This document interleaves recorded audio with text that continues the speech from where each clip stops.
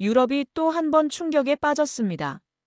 러시아-우크라이나 전선과 중동 긴장이 겹친 가운데 유럽 전역 항법 시스템의 마비 위험이 한국 기술 없이는 해결 어렵다는 내부 보고서가 나왔다는 주장이 잇따르고 있습니다. 유럽연합이 20년 넘게 투자해온 위성 항법 시스템 갈릴레오, 그리고 미국의 GPS까지 동시에 교란될 경우 유럽이 사용할 수 있는 최후의 안전망이 한국형 위성항법 KPS뿐이라는 분석이 일부에서 제기됐습니다. 문제는 이런 내용이 정치 경제적 파장과 그대로 연결된다는 점입니다. 미국은 이미 유럽 측의 새로운 시스템 도입은 동맹 구조를 흔들 수 있다는 우려를 비공식적으로 전달한 것으로 알려졌습니다. 유럽 내부에서도 한국과 손잡으면 미국을 자극한다는 신중론과 더 이상 미국에만 의존할 수 없다는 독립론이 정면으로 충돌하는 양상입니다. 유럽교통연구소 한 보고서는 대규모 위성 교란 사태가 24시간 지속될 경우 항공 물류, 금융 부문 직간접 피해가 최소 수십억 유로에 이를 수 있다는 잠정 추산을 내놨습니다. 반면 한국이 준비 중인 KPS와 연동할 경우 오차 5cm 내외 재밍 상황에서도 서비스 유지율 99% 이상을 목표로 한다는 분석도 있습니다. 그러나 한 가지 의문은 남습니다. 왜? 미국과 유럽만 믿고 살아오던 유럽의 최고 항법 전문가들이 한국 KPS 없이는 위험하다는 결론에까지 밀려가고 있는지, 그 과정에서 어떤 갈등과 계산들이 오갔는지, 과연 이 선택이 유럽과 한국의 어떤 미래를 불러올지, 이 질문 어디서부터 풀어야 할까요? 저는 에릭 바그너입니다. EU 우주항법 안보위원회 의장이죠. 갈릴레오 시스템 초기 설계부터 참여해온 유럽 항법 기술의 산증인 같은 사람입니다. 그날 브뤼셀 유럽연합 본부 지하 관제실에서 저는 대형 스크린을 바라보고 있었습니다. 24시간 불이 꺼지지 않는 이곳, 우주항법 통합 관제실의 중심에 서 있었죠. 화면에는 북유럽과 동유럽 상공을 가로지르는 붉은 띠가 떠 있었습니다. 가상 재밍 시나리오 27-B. 러시아 국경 인근에서 예측되는 최악의 전파 교란 패턴을 시뮬레이션한 화면이었습니다. 저는 보고서를 덮었습니다. 이 시나리오가 현실이 되면 갈릴레오와 GPS 둘 다 동시에 흔들릴 가능성이 있다는 뜻이었어요. 최소 3개 공항, 수십 개 항로, 자율주행 트럭과 철도 시스템까지 정지에 가깝게 묶일 수 있다는 얘기였죠. 회의실이 조용해졌습니다. 그때 교통집행위원 엘리자베트 위카가 조심스레 말을 꺼냈어요. 에릭, 한국 쪽 KPS 팀과의 기술 협력을 진지하게 다시 검토해보는 건 어떤가요? 최근 내부 평가에서 재밍 환경 대응만 놓고 보면 우리보다. 저는 그녀를 차갑게 바라봤습니다. 엘리자베트, 아시아 시스템이 얼마나 위험한지 누구보다 잘 알고 있을 텐데요. 제 목소리에는 단순한 기술적 의심을 넘어선 감정이 섞여 있었죠. 아시아. 그 단어는 제게 아직도 잊히지 않는 한 사건을 떠올리게 했습니다. 1997년 여름이었어요. 아직 젊은 연구원에 불과했던 저는 유럽 항공기 제작사와 함께 동남아시아 한 국가의 공항 현대화 프로젝트에 파견됐었습니다. 그곳은 급속한 경제 성장으로 떠오르던 도시였죠. 정부는 서구와 어깨를 나란히 선다는 상징으로 항공 관제 항법 시스템 전면 교체를 추진하고 있었습니다. 제 임무는 단순했어요. 유럽에서 설계한 항법 알고리즘이 현지 시스템과 제대로 연동되는지 검증하는 것. 하지만 곧 문제가 드러났습니다. 현지 하청업체들은 부품을 값싼 비공식 공급망에서 들여왔어요. 관제센터에는 인증되지 않은 아시아산 보조 장비들이 아무렇지도 않게 끼어 있었습니다. 이건 스펙에 없는 장비들입니다. 저는 현지 기술 책임자에게 수차례 문제를 제기했습니다. 하지만 돌아오는 대답은 늘 같았죠. 걱정할 것 없습니다. 다들 이렇게 합니다. 비용도 줄고 이미 다른 나라에서도 쓰고 있어요. 몇 주 뒤 폭우가 쏟아지던 새벽이었습니다. 한 여객기가 착륙 중 이상한 경로를 그리며 활주로 옆으로 미끄러졌어요. 다행히 기체는 큰 화재를 피했지만 항공기 안팎에서 중상자 수십 명이 발생했다는 보도가 나왔습니다. 사고 조사 결과 공식 보고서에는 조종사 과실과 악천후가 원인으로 적혔습니다. 그러나 내부 기술 파트 초안에는 값싼 보조항법 장비의 신호 오차가 잠깐 언급되어 있었죠. 그 문장은 최종 보고서에서 흔적도 없이 사라졌습니다. 그때부터였어요. 제 머릿속에서 아시아산 항법 시스템은 값싸고 위험하고 믿을 수 없는 것이라는 등식이 굳어져 버린 것은 한국이 그 프로젝트와 아무 관련이 없었음에도 저에게 아시아라는 단어는 하나의 덩어리로 뭉개져 각인됐습니다. 서류상으론 깨끗하겠지. 하지만 누군가는 다시 값싼 장비를 섞어 넣을 거야. 그렇게 저는 생각했습니다. 그리고 30년 가까운 세월이 지나 이제는 유럽의 항법 안보를 책임지는 자리에 서 있는 저에게 다시 한번 아시아의 항법 시스템이라는 카드가 조용히 그러나 집요하게 올라오고 있었습니다. 회의실 스크린의 붉은 띠가 점점 더 넓게 퍼져가고 있었습니다. 저는 엘리자베트를 다시 바라봤죠. 그녀의 눈빛에는 간절함이 담겨 있었어요. 하지만 저는 아직 준비가 되지 않았습니다. 일주일 뒤, 브뤼셀 EU 본부 7층이었습니다. 언론에는 공개되지 않은 비공개 기술 검토 회의가 열렸죠. 긴 타원형 테이블 한쪽에 유럽 대표단, 반대편에 한국 KPS 개발팀이 자리했습니다. 한국 측을 이끄는 인물은 장하늘 박사였어요. 40대 후반. 한국항공우주연구원 출신으로 KPS 핵심 설계, 총괄을 맡고 있다는 설명이 회의 자료 첫 페이지에 적혀 있었습니다. 엘리자베트 위카가 회의를 열며 말했습니다. 오늘은 공식 협상이 아닙니다. 기술적 사실만 놓고 KPS를 평가하는 자리입니다. 감정과 정치적 고려는 잠시 내려놓고 이야기해 봅시다. 장하늘 박사는 차분하게 프레젠테이션을 시작했어요. 한국형 위성항법 시스템 KPS는 2019년 기본 설계 착수 이후 국내 통신 반도체 우주 기술을 통합해 개발이 진행 중입니다. 초기 목표는 도심 기준 오차 5cm 이내 재밍 상황 서비스 유지율 99% 이상입니다. 물론 이는 아직 시험 결과를 바탕으로 한 목표치입니다. 스크린에는 서울, 부산, 인천 상공을 가로지르는 수많은 궤도와 재밍, 시험 결과로 보이는 그래프들이 떠올랐습니다. 저는 팔짱을 꼈죠. 장 박사님, 유럽은 20년 넘게 갈릴레오를 운용해 왔습니다. 미국은 그보다 더 오래 GPS를 다듬어 왔고요. KPS는 고작 10년도 안 된 시스템입니다. 시험 환경이 실전과 얼마나 가까운지 검증 방법부터 명확히 말씀해 주시죠. 제 질문은 정중했지만 어조에는 분명한 선이 그어져 있었습니다. 아시아 시스템은 기본적으로 의심해야 한다. 제 과거가 만든 편견이 그대로 묻어나오는 말투였어요. 장하늘 박사는 잠시 저를 바라보다 고개를 끄덕였습니다. 당연한 질문입니다. 저희도 유럽과 미국이 쌓아온 데이터를 존중합니다. 그래서 KPS 시험은 오히려 가장 최악의 환경을 기준으로 진행했습니다. 그러나 제 머릿속에는 다른 생각이 맴돌았어요.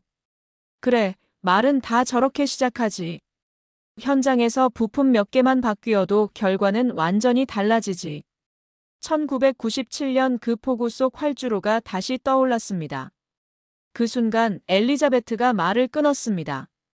에릭, 오늘은 최소한 데이터만은 직접 보고 가죠. 의심은 그 다음에 해도 늦지 않습니다. 회의실 공기에는 묘한 긴장감이 감돌았습니다. 한쪽은 유럽의 기술 자존심, 다른 한쪽은 새로운 표준이 되고 싶은 한국의 도전이었죠. 며칠 뒤 예상치 못한 사건이 벌어졌습니다. 장하늘 박사의 프레젠테이션이 끝난 지 고작 72시간이 지난 시점이었어요. 발트해 상공이었습니다. 폴란드와 리투아니아 국경 인근 나토 합동훈련구역에서 동시에 여러 군용기와 민간 항공기의 항법 로그에 이상 패턴이 찍혔죠. 유럽 항공안전기구의 긴급 보고서에는 이렇게 적혔습니다. 영구시 14분부터 27분까지 갈릴레오 GPS 혼합 수신. 장비 다수가 약 300에서 500m 수준의 위치 튠 현상을 반복.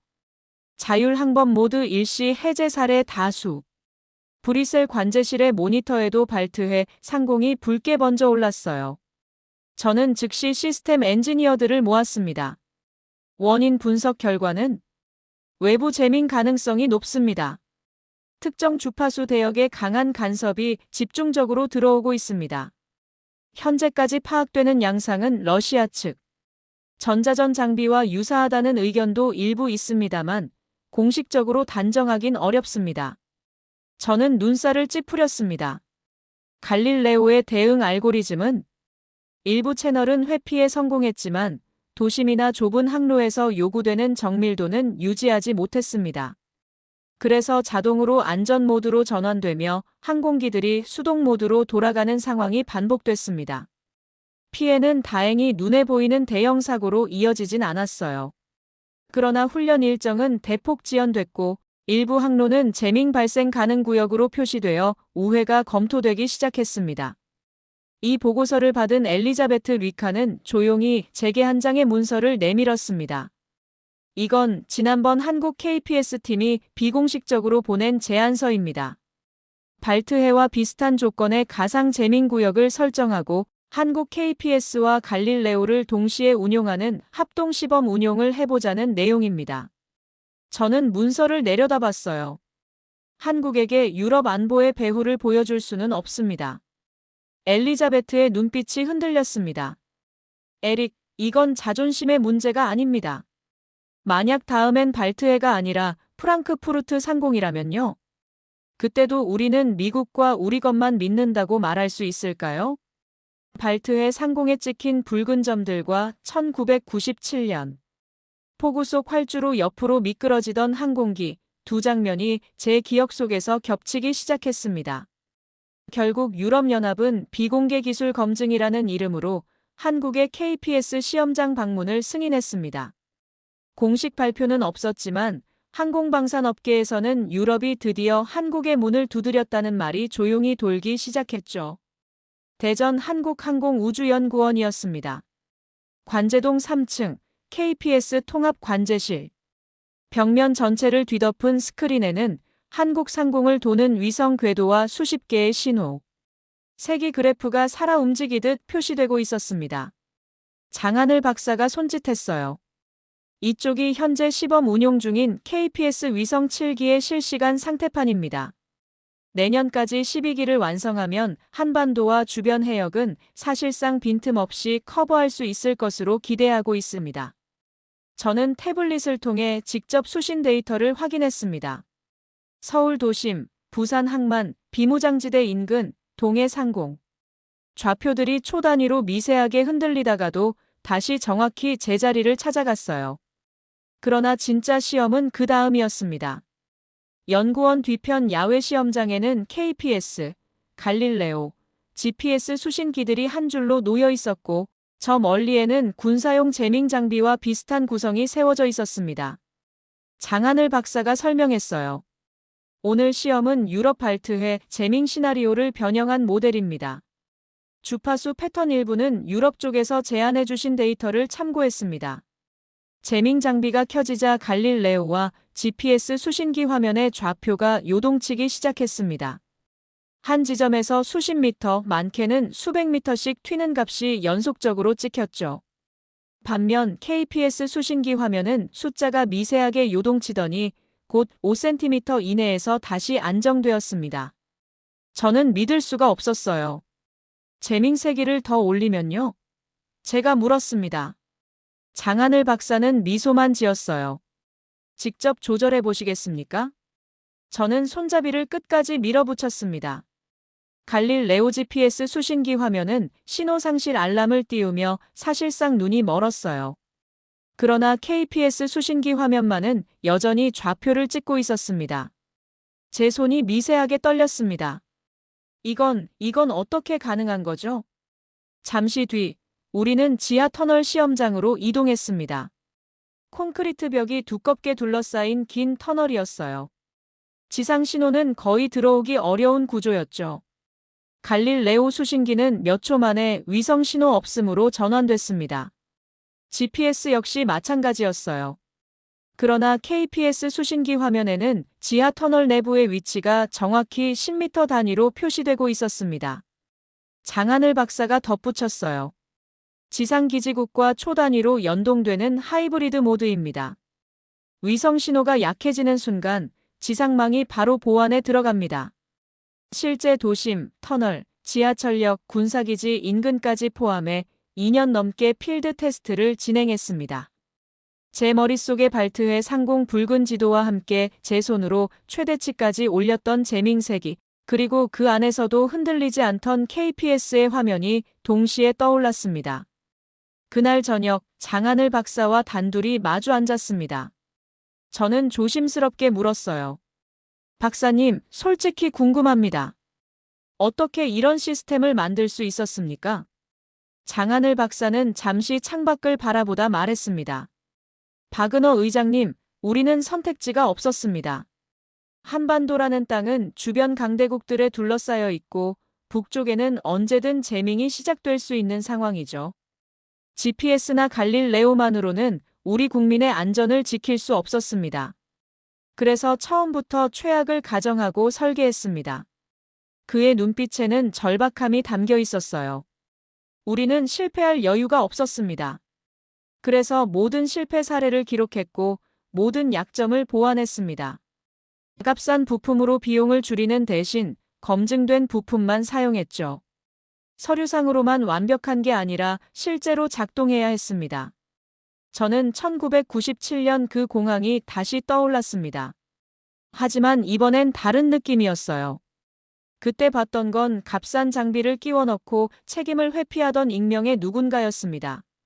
지금 제 앞에 있는 건 실패를 숨기지 않고 정면으로 마주한 기술자였죠. 박사님, 실패 사례도 보여주실 수 있습니까? 제가 물었습니다. 장하늘 박사는 고개를 끄덕이며 태블릿을 꺼냈어요.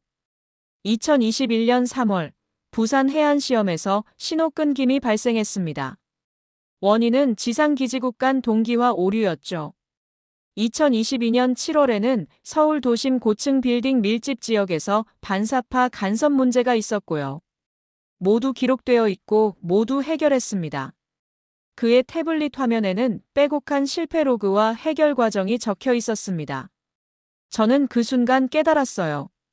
이건 제가 두려워하던 그런 시스템이 아니라는 것을. 밤늦게 숙소로 돌아온 저는 잠을 이룰 수가 없었습니다. 재밍 장비 앞에서도 흔들리지 않던 KPS.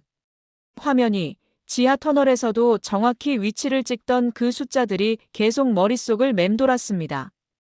유럽으로 돌아가면 뭐라고 보고해야 할까요? 30년 동안 믿어온 제 편견이 서서히 무너지기 시작하고 있었습니다. 브뤼셀로 돌아온 지 사흘째 되는 날, 제 개인 사무실 전화가 울렸습니다. 발신 표시는 USSTAT, SEC, SPAC. 워싱턴 국무부 우주안보 담당 국장이었어요. 대화의 핵심은 단순했습니다. 유럽이 한국 KPS와의 협력을 검토한다는 얘기를 들었습니다. 새로운 시스템을 들이면 지금까지 구축된 GPS 갈릴 레오나토 연동체계에 혼선이 생길 수 있습니다. 신중하게 생각해 주시길 바랍니다. 그날 오후에는 미국 방산업체 고위 임원과의 화상회의가 이어졌어요. 표현만 달랐을 뿐 말의 방향은 같았죠. 한국 기술은 아직 실증된 사례가 부족하다. 민감한 기술이 아시아로 확산되면 통제가 어렵다. 그 말들 사이로 제 머릿속에는 자신도 모르게 1997년 동남아 공항사고 장면이 끼어들었습니다. 하지만 이번엔 달랐어요. 대전에서 봤던 꼼꼼한 로그 기록들이 실패 사례까지 숨기지 않고 보여주던 자료들이 함께 떠올랐죠. 그날 밤 저는 집무실에 혼자 남아 오래된 서류 박스를 꺼내들었습니다. 1997년 7월 ASIA NAV ACCIDENT TCH DRAFT 당시 제가 초안을 작성했던 사고기술 보고서 초고였어요. 붉은 펜으로 줄이 그어져 있었습니다. 비공인 보조항법 장비에서 발생한 오차 누적 가능성. 비표준 업체와의 부품 계약, 비공식 승인 정황. 그 문장들은 최종 보고서에서 깔끔하게 사라졌었죠. 저는 깨달았습니다. 제가 미워온 것은 사실 아시아라는 모호한 단어가 아니라 값싼 장비를 끼워 넣고도 책임을 회피한 익명의 누군가였다는 것을. 그리고 한국 KPS 시연에서 봤던 지나칠 정도로 꼼꼼한 로그 기록, 실패 사례까지 숨기지 않고 보여주던 자료들이 머릿속에 다시 떠올랐어요. 엘리자베트 위카가 늦은 시각 문을 두드렸습니다. 에릭, 워싱턴에서 또 연락이 왔다고 들었습니다. 미국과 갈등을 빚고 싶진 않습니다. 하지만 우리 아이들이 살아갈 유럽이 언제까지나 누군가의 GPS 설정 안에서만 살아야 하는지도 고민해야 합니다. 저는 오래된 보고서를 책상 위에 올려놓았어요. 엘리자베트, 그때 저는 진짜 원인을 알고도 눈 감았습니다. 그리고 그 기억을 아시아라는 한 단어로 덮어버렸죠. 제 목소리는 낮았지만 그날 이후로 무언가가 분명히 달라지기 시작했습니다. 며칠 뒤 저는 다시 한번 장하늘 박사에게 연락했어요. 화상회의 화면 너머로 그가 보였습니다. 박사님, 한 가지만 더 물어봐도 될까요? KPS 개발 과정에서 가장 힘들었던 순간은 언제였습니까? 장하늘 박사는 잠시 생각하더니 말했습니다. 2020년이었습니다. 첫 번째 시험 위성이 궤도에 진입한 직후였죠. 신호 품질이 목표치에 미달했습니다. 팀원들은 밤을 새워 원인을 찾았지만 쉽지 않았어요. 그때 일부에서는 해외 기술을 도입하자는 의견도 나왔습니다. 그는 잠시 숨을 골랐어요. 하지만 저는 우리 기술로 해결하자고 주장했습니다. 3개월 동안 수백 번의 시뮬레이션을 돌렸고 결국 안테나 설계의 미세한 오류를 찾아냈죠. 그때 깨달았습니다. 우리가 직접 만들고 직접 실패해야 진짜 우리 것이 된다는 걸요. 그의 눈빛에는 흔들림이 없었습니다. 저는 그 순간 제가 30년 동안 찾지 못했던 답을 발견한 것 같았어요. 기술은 국적이 아니라 책임감으로 만들어진다는 것을요. 다음 날 아침, 저는 EU-우주항법 안보위원회 긴급회의를 소집했습니다. 회의실에 모인 각국 대표들 앞에서 저는 대전 시험장 영상을 틀었어요. 재밍 장비가 최대치로 올라갔을 때도 흔들리지 않던 KPS 화면이 스크린에 떴습니다. 지하 터널에서도 정확히 위치를 찍던 그 숫자들이 보였죠. 프랑스 대표가 말했습니다. 인상적입니다. 하지만 미국의 반발은 어떻게 할 겁니까? 저는 단호하게 대답했어요. 미국은 중요한 동맹입니다. 하지만 유럽 시민들의 안전을 책임지는 건 우리입니다. 발트해에서 벌어졌던 일을 기억하십시오. 다음번엔 프랑크푸르트일 수도 있고 파리일 수도 있습니다. 이탈리아 대표가 거들었어요. 갈릴레오에 투입된 예산이 얼마인지 아십니까? 이제 와서 한국 시스템을 끌어들이면 국민들에게 뭐라고 설명해야 합니까? 저는 깊게 숨을 들이쉬었습니다. 갈릴레오를 버리자는 게 아닙니다. 더 강한 우산을 하나 더 쓰자는 겁니다. 한국 KPS는 재밍 환경에서 우리가 가진 약점을 정확히 보완해 줍니다. 이건 기술적 선택이 아니라 안보적 선택입니다. 회의실이 술렁였습니다. 엘리자베트 위카가 제 옆에서 조용히 고개를 끄덕였어요. 저는 계속 말을 이어갔습니다. 30년 전, 저는 한 사고를 목격했습니다. 값싼 장비가 만들어낸 작은 오차가 사람들의 생명을 앗아갔죠. 그 기억 때문에 저는 아시아 기술을 불신했습니다. 하지만 대전에서 본 건 달랐습니다. 실패를 숨기지 않고 모든 과정을 기록하고 검증된 부품만 사용하는 기술자들이었습니다. 제 목소리에 힘이 실렸어요.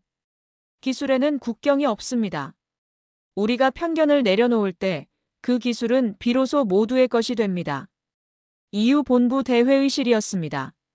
갈릴레오 KPS 기술 협력 평가 최종 회의라는 제목이 스크린에 떠 있었어요.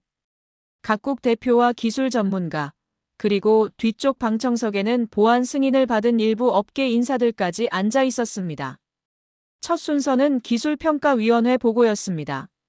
슬라이드에는 세 줄로 정리된 핵심 수치가 떴어요. 평시 도심 정밀도 평균, GPS는 약 3m, 갈릴레오는 약 1m, KPS 시험 기준은 약 5cm. 재밍 환경에서의 서비스 유지율. GPS 갈릴레오 단독은 70에서 80%, KPS 단독은 98에서 99%. 터널 지하 환경에서 연속 위치 추적 성공률. GPS 갈릴레오는 0에서 20%, KPS 하이브리드 모드는 90% 이상. 숫자들만 놓고 보면 결론은 명확해 보였습니다. 그러나 회의는 숫자로만 돌아가지 않았죠. 프랑스 대표가 먼저 입을 열었어요. 기술적 우수성을 부정할 생각은 없습니다. 하지만 미국이 이미 여러 차례 우려를 전달해온 상황에서 우리가 한국과 단독으로 이 정도 규모의 협력에 나선다면 대서양 동맹에 금이 가는 것 아니냐는 걱정도 있습니다. 이탈리아 대표가 거들었습니다. 갈릴레오 프로젝트에 투입된 예산이 얼마입니까? 이제 와서 한국 시스템을 끌어들이면 우리가 국민들에게 뭐라고 설명해야 합니까? 회의실이 술렁이는 가운데 엘리자베트 위카가 조용히 마이크를 들었어요. 갈릴레오를 버리자는 말이 아닙니다. 우리가 더 강한 우산을 하나 더 쓰자는 제안입니다. 발트해에서 벌어졌던 경고들을 생각해 보십시오. 우리가 스스로의 한계를 인정하지 못하면 언젠가는 누군가의 재밍에 무릎을 꿇을 수도 있습니다. 그리고 모두가 바라보는 가운데 저는 천천히 자리에서 일어섰습니다. 30년 전 동남아의 한 공항에서 사고 조사팀으로 일한 적이 있습니다. 회의실이 조용해졌어요.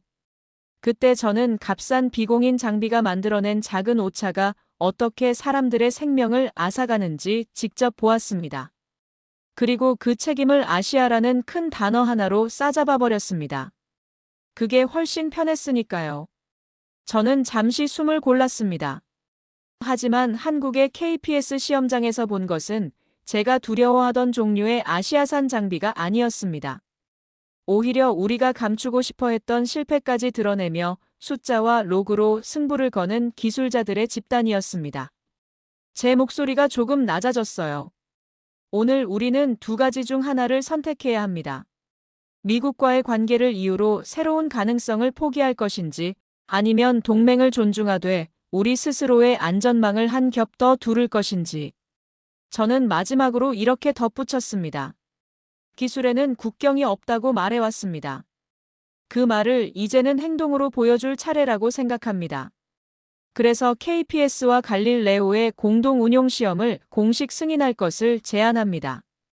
잠시 정적이 흘렀습니다.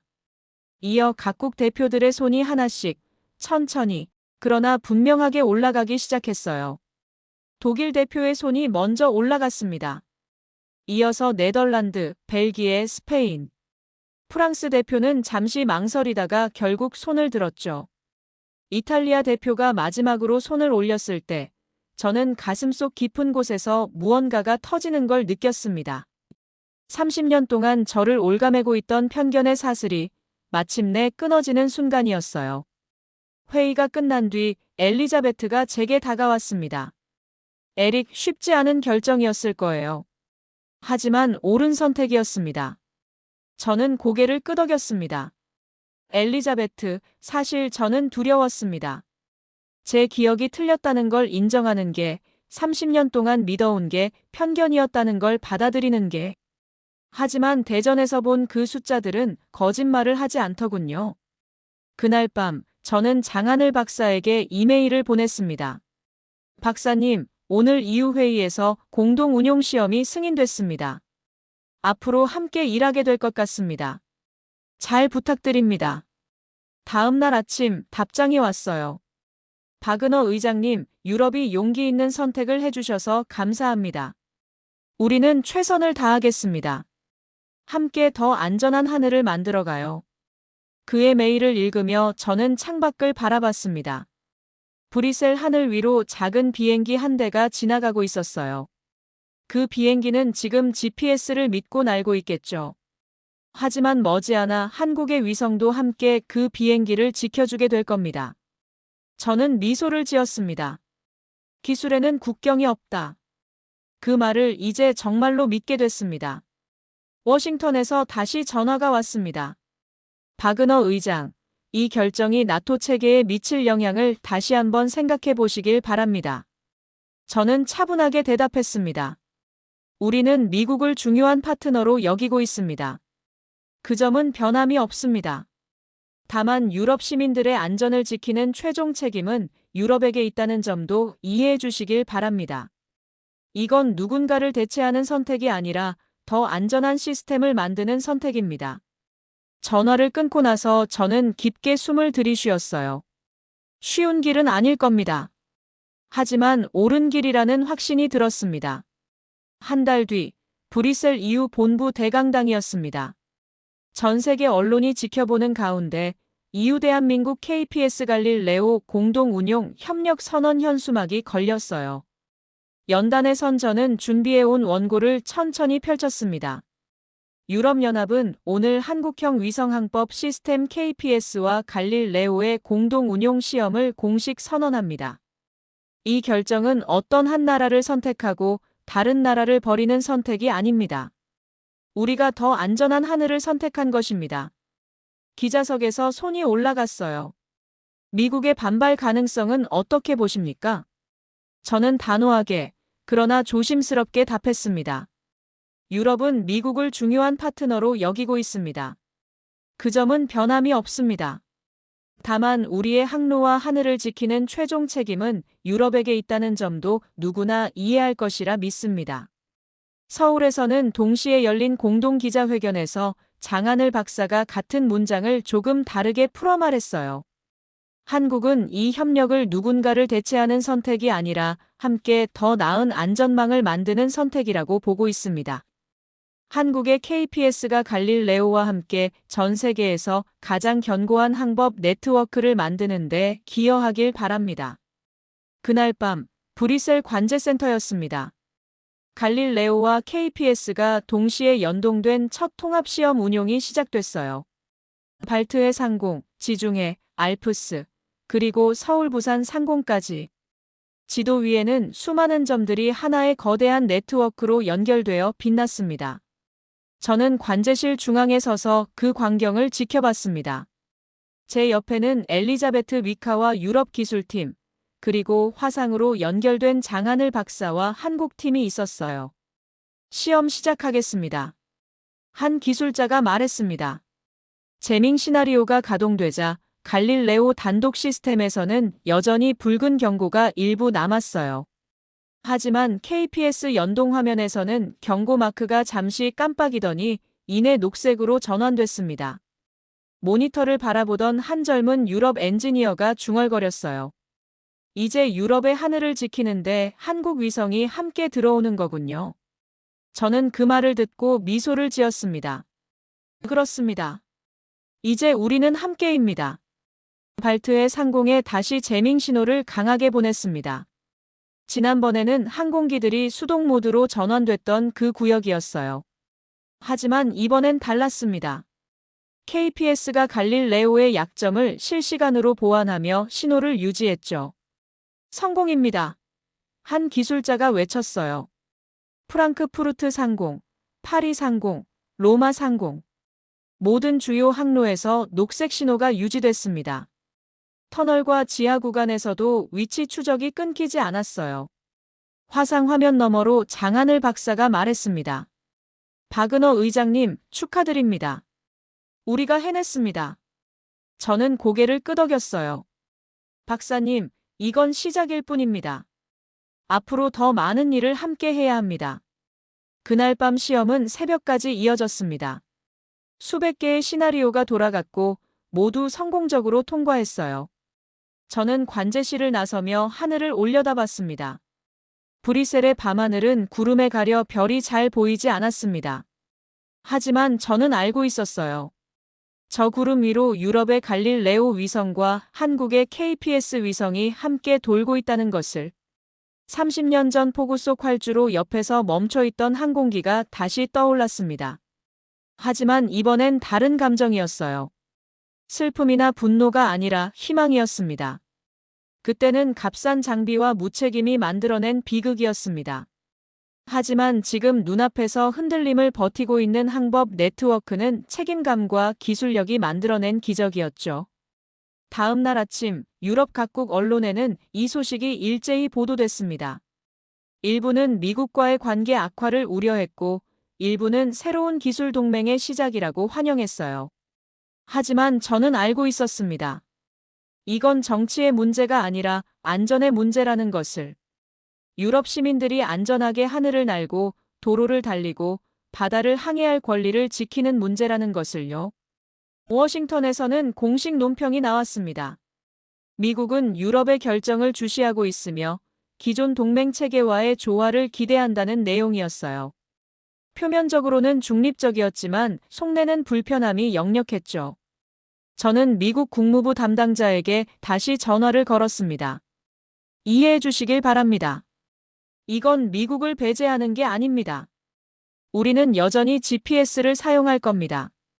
다만 한 가지 옵션을 더 추가하는 것뿐입니다. 상대방은 한숨을 쉬었어요. 바그너 의장, 정치적으로 쉽지 않은 결정이라는 건 알고 있습니다. 하지만 이 선택이 장기적으로 어떤 결과를 가져올지는 지켜봐야 할 것 같습니다. 저는 전화를 끊고 창밖을 바라봤습니다. 브뤼셀 거리에는 사람들이 평범한 일상을 살아가고 있었어요. 그들은 아마 모를 겁니다. 자신들의 스마트폰이, 자동차가, 비행기가 지금 이 순간에도 수많은 위성의 도움을 받고 있다는 것을, 그리고 그 위성 중 일부가 이제 한국에서 날아온 것이라는 걸요. 하지만 그걸 몰라도 괜찮습니다. 중요한 건 그들이 안전하다는 것, 그리고 우리가 그 안전을 지키기 위해 최선을 다하고 있다는 것이니까요. 석 달이 흘렀습니다. KPS와 갈릴레오의 공동 운용은 당초 예상보다 훨씬 순조롭게 진행됐어요. 발트해 상공에서 재밍 신호가 다시 감지됐을 때도 이번엔 항공기들이 멈추지 않았습니다. KPS가 실시간으로 신호를 보완하며 안전한 항로를 유지했죠. 저는 브뤼셀 관제실에서 그 광경을 지켜봤습니다. 모니터에 찍히는 녹색 신호들을 보며 가슴 한편이 뜨거워지는 걸 느꼈어요. 그날 오후 장하늘 박사가 브뤼셀을 방문했습니다. 정례 기술 점검 회의 때문이었죠. 회의가 끝난 뒤 우리는 EU 본부 근처 작은 카페에 앉았어요. 박사님, 궁금한 게 있습니다. 저는 조심스럽게 물었습니다. 처음 KPS를 설계할 때 유럽과 협력하게 될 거라고 상상하셨습니까?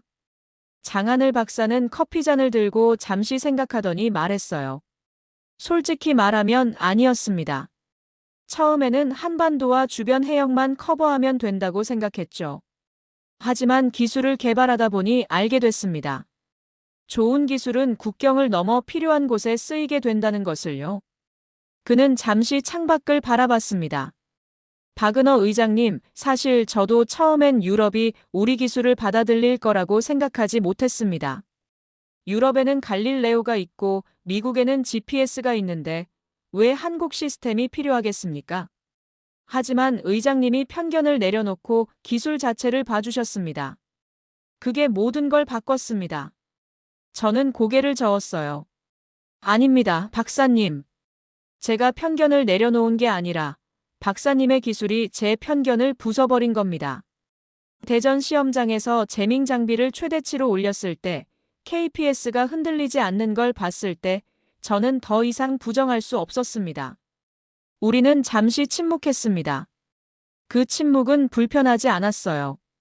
오히려 서로를 이해하는 편안한 침묵이었죠. 장하늘 박사가 다시 입을 열었습니다. 의장님, 한 가지 고백할 게 있습니다. 처음 브뤼셀 회의에 왔을 때 저도 긴장했습니다. 유럽 전문가들이 우리를 어떻게 볼지, 우리 기술을 인정해 줄지 확신이 없었죠. 특히 의장님이 처음 질문하실 때 그 눈빛에서 의심을 느꼈습니다. 저는 부끄러운 마음이 들었어요. 죄송합니다, 박사님. 제 과거가 만든 편견이었습니다. 장하늘 박사는 손을 저었습니다. 아닙니다.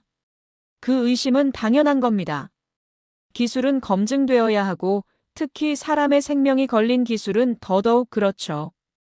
의장님의 의심이 오히려 우리를 더 철저하게 만들었습니다. 그래서 감사합니다. 그날 저녁, 저는 혼자 이유 본부 옥상에 올라갔습니다. 브뤼셀의 야경이 펼쳐져 있었어요. 수많은 불빛들이 반짝이고 있었죠. 저 불빛 아래 수백만 명의 사람들이 살아가고 있습니다. 그들은 지금 이 순간에도 위성의 도움을 받고 있어요. 길을 찾고 물건을 배달받고 비행기를 타고, 그리고 그 위성 중 일부는 한국에서 날아왔습니다. 30년 전 폭우 속 활주로에서 저는 무력감을 느꼈습니다. 값싼 장비 때문에 사람들이 다치는 걸 막지 못했죠. 하지만 지금은 다릅니다. 지금은 최고의 기술로 사람들을 지키고 있습니다. 핸드폰이 울렸어요. 엘리자베트 위카였습니다. 에릭, 좋은 소식이 있어요. 독일이 KPS 공동 운용 범위를 프랑크푸르트 전역으로 확대하고 싶다고 합니다. 프랑스도 파리 샤를드골 공항에 시범 적용을 검토 중이고요. 저는 미소를 지었습니다. 빠르게 진행되고 있군요. 그렇습니다. 엘리자베트가 말했어요. 그리고 에릭, 당신이 없었다면 이 모든 게 불가능했을 겁니다. 처음 KPS 얘기를 꺼냈을 때 당신의 반응을 기억해요. 하지만 당신은 변했습니다.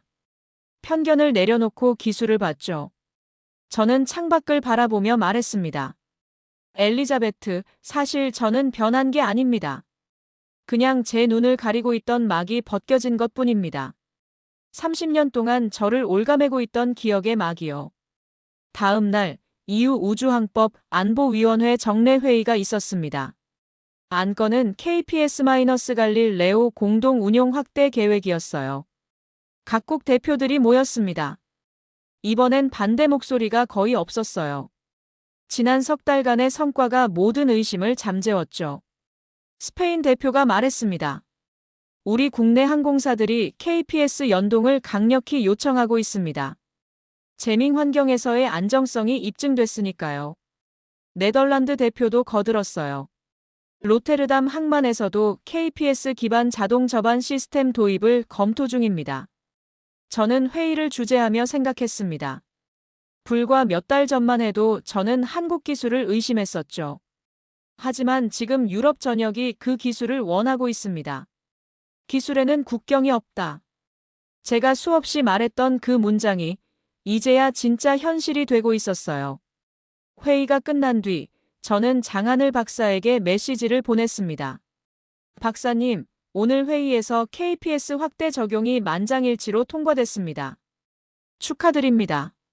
곧 답장이 왔어요. 의장님, 이건 한국만의 성과가 아닙니다. 유럽이 용기를 내준 덕분입니다. 함께 만들어가는 미래에 감사합니다. 저는 핸드폰을 내려놓고 창밖을 바라봤습니다. 브뤼셀 하늘 위로 비행기 한 대가 지나가고 있었어요. 그 비행기는 지금 유럽의 갈릴레오와 한국의 KPS 두 시스템의 도움을 받아 안전하게 날고 있을 겁니다. 30년 전 폭우 속에서 길을 잃었던 항공기와 지금 저 하늘을 안전하게 나는 비행기. 그 차이를 만든 건 결국 책임감이었습니다. 값싼 장비 대신 검증된 기술을, 무책임 대신 투명한 기록을 선택한 사람들의 책임감이요. 1년이 흘렀습니다. KPS-갈릴레오 공동 운용은 이제 유럽 항법 시스템의 핵심 축으로 자리 잡았어요. 발트해는 물론이고 지중해, 대서양 항로까지 커버 범위가 확대됐습니다. 저는 다시 대전을 방문했습니다. 이번엔 공식 협력 1주년 기념 행사 때문이었죠. 한국항공우주연구원 대강당에는 양국 기술자들과 정부 관계자들이 모여 있었어요. 장하늘 박사가 연단에 섰습니다. 1년 전 오늘 유럽연합과 대한민국은 새로운 항법 협력의 시대를 열었습니다. 많은 분들이 우려했지만 기술과 신뢰로 그 우려를 극복했습니다. 특히 에릭 바그너 의장님께 감사드립니다. 의장님이 없었다면 이 모든 게 불가능했을 겁니다. 박수가 터져나왔어요. 저는 자리에서 일어나 고개를 숙였습니다. 이어서 제 차례였습니다. 연단에 서서 저는 준비해온 원고를 펼쳤어요. 하지만 첫 문장을 읽다가 멈췄습니다. 원고를 접고 마음속에서 우러나는 말을 하기로 했죠. 1년 전 저는 이곳 대전에 왔습니다. 솔직히 말하면 의심을 품고 왔어요. 한국 기술이 정말 유럽 수준에 도달했는지 확인하러 온 거였습니다. 하지만 그 의심은 편견이었습니다. 저는 잠시 숨을 골랐습니다. 30년 전, 저는 한 사고를 목격했습니다. 값싼 장비와 무책임이 만들어낸 비극이었죠. 그 기억이 저를 올감했습니다. 아시아라는 단어만 들어도 자동으로 의심부터 하게 됐습니다. 청중들이 조용히 제 말에 귀 기울였어요. 하지만 이곳에서 본 것은 달랐습니다. 실패를 숨기지 않고 기록하는 사람들, 값싼 부품 대신 검증된 기술을 선택하는 사람들, 책임감으로 무장한 기술자들이었습니다. 제 목소리에 힘이 실렸습니다. 그래서 저는 배웠습니다. 기술에는 국경이 없다는 것을, 편견을 내려놓을 때 진짜 협력이 시작된다는 것을. 한국과 유럽이 함께 만든 이 시스템은 이제 매일 수백만 명의 생명을 지키고 있습니다. 박수가 쏟아졌어요. 저는 연단에서 내려와 장하늘 박사와 악수했습니다. 그의 손은 따뜻했어요. 행사가 끝난 뒤 우리는 연구원 옥상에 올라갔습니다. 대전의 야경이 펼쳐져 있었죠. 저 멀리 연구원 부지에는 KPS 관제동의 불빛이 밝게 빛나고 있었어요. 박사님, 다음 목표는 뭡니까? 제가 물었습니다. 장하늘 박사는 하늘을 올려다보며 말했어요. 우주입니다. 지구 저궤도를 넘어 달 궤도까지 항법 서비스를 제공하는 게 목표입니다. 인류가 우주로 나갈 때 한국 기술이 그 길을 안내하는 겁니다. 저는 감탄했습니다. 대단한 목표네요. 의장님도 함께 하시겠습니까? 장하늘 박사가 물었어요. 저는 웃었습니다. 물론입니다. 이미 한 팀이 됐잖습니까? 그날 밤 숙소로 돌아온 저는 창밖을 바라봤습니다. 대전의 밤하늘에는 별이 총총히 빛나고 있었어요. 저 별들 사이 어딘가에 KPS 위성이 돌고 있을 겁니다. 30년 전 폭우 속 활주로의 기억이 다시 떠올랐습니다. 하지만 이번엔 아프지 않았어요. 오히려 감사했습니다. 그 기억이 있었기에 지금의 소중함을 더 깊이 느낄 수 있었으니까요. 다음 날 아침, 브뤼셀로 돌아가는 비행기에 몸을 실었습니다. 이륙하면서 저는 스마트폰 항법 앱을 켰어요. 화면 상단에는 작은 글씨로 이렇게 적혀 있었습니다. GPS, 갈릴레오, KPS 연동 중. 새 시스템이 함께 제 위치를 찍고 있었습니다. 유럽과 미국과 한국의 기술이 하나로 합쳐져 저를 안전하게 집으로 데려가고 있었죠. 기내 창밖으로 구름 위에 하늘이 보였어요. 저 높은 곳 어딘가에서 수많은 위성들이 지구를 돌고 있습니다. 국적도 다르고 만든 사람도 다르지만 모두 같은 목적을 위해 일하고 있죠. 사람들을 안전하게 지키는 것. 브뤼셀에 도착해서 관제실로 바로 향했습니다. 대형 스크린에는 유럽 전역의 항법 상태가 실시간으로 표시되고 있었어요. 발트해 상공에 또다시 재밍 신호가 감지됐지만 이번에도 시스템은 흔들리지 않았습니다. 한 젊은 엔지니어가 말했습니다. 의장님, KPS 덕분에 완벽하게 대응했습니다. 항공기들은 경로 변경 없이 정상 운항 중입니다. 저는 고개를 끄덕였어요. 좋습니다. 계속 모니터링 하세요. 그날 저녁 엘리자베트 위카와 저녁 식사를 했습니다. 그녀가 물었어요. 에릭, 1년 전 결정을 후회한 적 있습니까? 저는 단호하게 고개를 저었습니다. 단 한 번도 없습니다. 오히려 그 결정이 제 인생에서 가장 옳은 선택 중 하나였다고 생각합니다. 엘리자베트가 미소 지었어요. 당신이 변한 걸 봤습니다. 1년 전 당신은 한국 기술을 의심했죠. 하지만 지금은 가장 강력한 지지자가 됐습니다. 저는 와인잔을 들었습니다. 제가 변한 게 아닙니다. 진실을 본 것뿐입니다. 편견이라는 안개가 걷히니 기술의 본질이 보였어요. 그리고 그 본질은 아름다웠습니다. 우리는 잔을 부딪혔습니다. 땡그랑 맑은 소리가 울렸어요. 그날 밤 집에 돌아와 창밖을 바라봤습니다. 브뤼셀의 밤하늘은 여전히 구름에 가려 별이 잘 보이지 않았어요. 하지만 저는 알고 있었습니다. 다음에도 더 놀라운 감동의 대륙 이야기로 찾아뵙겠습니다. 구독과 좋아요 부탁드립니다.